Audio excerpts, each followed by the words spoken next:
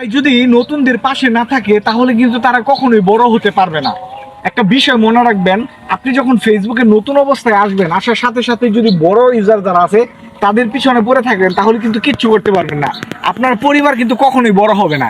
একটা বিষয় সবসময় খেয়াল করবেন প্রিয় বন্ধুরা, আপনি যখন নতুন অবস্থায় ফেসবুক প্ল্যাটফর্মে কাজ করবেন, হ্যাঁ, তখন দেখবেন যে আপনার মতো নতুন কে আছে তাদেরকে বাছাই করে তাদেরকে ভালোবাসা দিবেন, তাদের সাথে একটা কমিটমেন্ট তৈরি করবেন, একটা আন্তরিকতা তৈরি করবেন, যাতে ওনার সাথে একটা এঙ্গেজ হয় ভালো। তখন দেখবেন আপনি যখন তার ওই নতুনকে ভালোবাসা দিতে যাবেন, নতুনও সেই ব্যক্তিও কিন্তু আপনাকে ভালোবাসা দিবে, ঠিক আছে? তো সেই ক্ষেত্রে দেখবেন আপনার প্রোফাইল বা আপনি পেজ যেটা নিয়ে আপনি কাজ করতেছেন সেটা কিন্তু আস্তে আস্তে আস্তে আস্তে আস্তে আস্তে মানে গ্রো করতেছে। হ্যাঁ, এই বিষয়টা কিন্তু আসলে প্রথমে বুঝে না অনেক লোক আছে, কিন্তু আমি চেষ্টা করি সবসময় আপনাদেরকে যেটা ভুল মানে রাইট রাস্তা, ঠিক আছে, যে রাস্তা দিয়ে আপনি সোজা মানে চললে আপনার প্রোফাইলটা গ্রো হবে এবং কি আপনি ফেসবুক থেকে এক ধরনের একটা সফলতা অর্জন করতে পারবেন, সেই বিষয়টা নিয়ে আমি আলোচনা করি সবসময়। তো যাই হোক, এই বিষয়টা নিয়ে আলোচনা করার ক্ষেত্রে আমাদের ক্ষেত্রে অনেক সময় অনেক ধরনের মানে বাধা বিপত্তি আসে, অনেকে অনেক মন্তব্য করে, কিন্তু আমরা ওই মন্তব্য তোয়াক্কা করি না।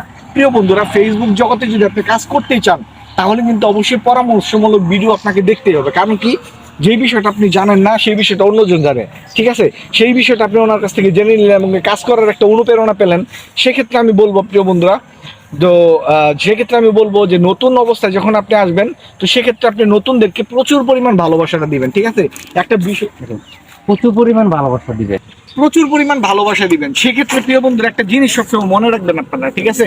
আপনার বর্তমানে আপনি একেবারেই নতুন, ঠিক আছে? আপনার প্রচেষ্টা থাকতে হবে যে আমারও 200K 300K বা 1 মিলিয়ন 2 মিলিয়ন ফলোয়ারের প্রয়োজন আছে। হ্যাঁ, এরকম চিন্তা ভাবনা যদি আপনার মাথায় থাকে তাহলে আপনি ফেসবুকে কিছু করতে পারবেন।